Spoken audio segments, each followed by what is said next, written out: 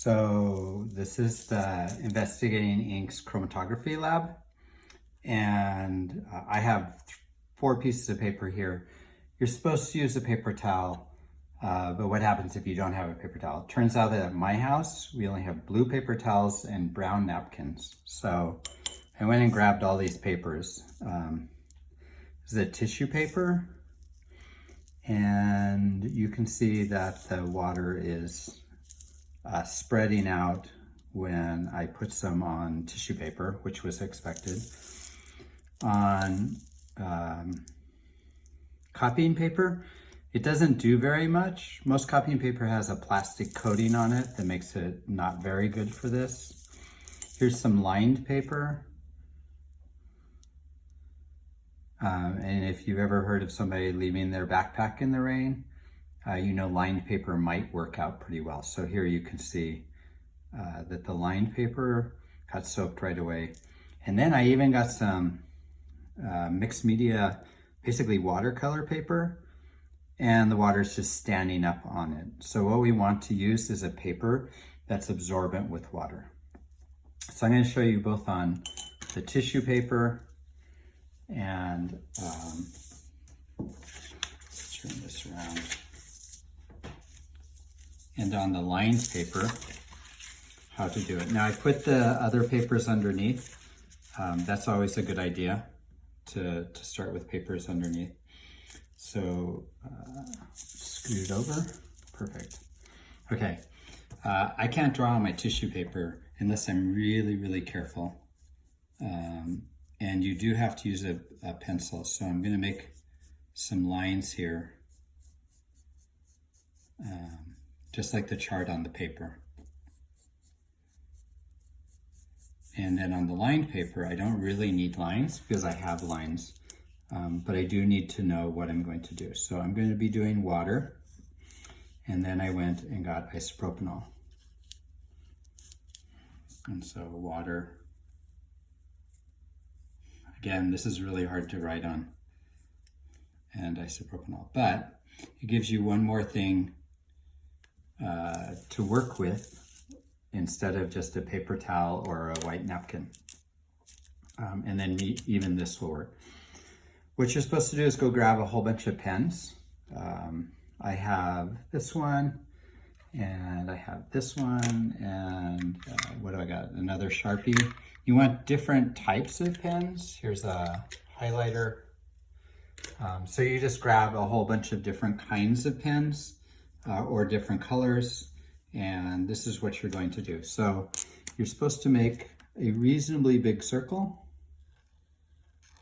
so that I can put a drop inside there, and you want one for every substance. Now, paper towels and tissues move a lot, so all I'm going to do is do a C and a backward C, and a C and a backward C. And then we'll do the brown one. And I'm not going to do all of these, of course, because it's your lab. And then try and leave enough space so that they don't blend into each other. And so you just keep going with as many pens as you can find. And I forget, it's like 5, I think, 5 to 8. The solutions are water, isopropanol, you could maybe do salt, you could do salt water, you could do vinegar.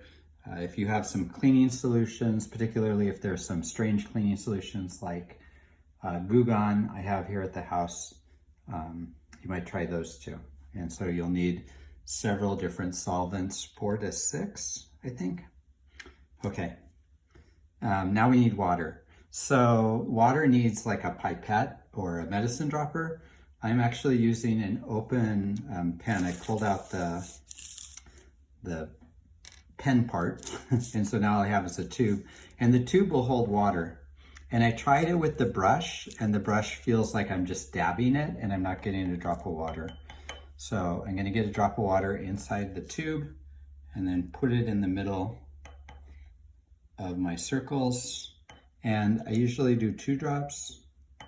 It is, I need it to spread out far enough that I can see a change. So here on the tissue paper, we can see a change already happening. You go all the way down the row, adding that to each of the pens so that you can watch them spread out. Your job will be to describe what this looks like, right? So of course I did a practice one, or I screwed up the first time. Depends on how you look at it. And so your description has to be, oh, it fanned out and it's purple all over, or it fanned out with blue on the outside and brown on the inside. So you describe what you see in these pictures to the best of your ability. You don't have to describe all the colors, but see, like here's a light green you'd want to describe, and some brown all the way in between. And so that's what you're writing as a description for what's happening. You have to let it go for a while and then maybe even let it dry. This is what it ended up looking like on print paper. And so you could try that. Okay, and then you want to do another liquid. I'm going to do isopropanol. So,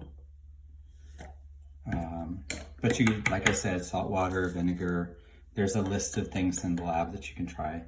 And now you do isopropanol down the way. And if you don't think you got a big enough spread, you can add it again. Oops, that was water. Pay attention.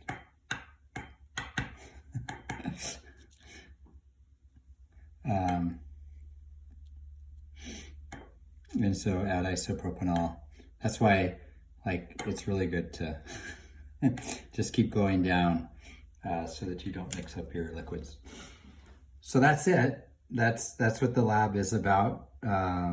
You will need to test to make sure you have appropriate papers before you start, and then you can just play around with different pens.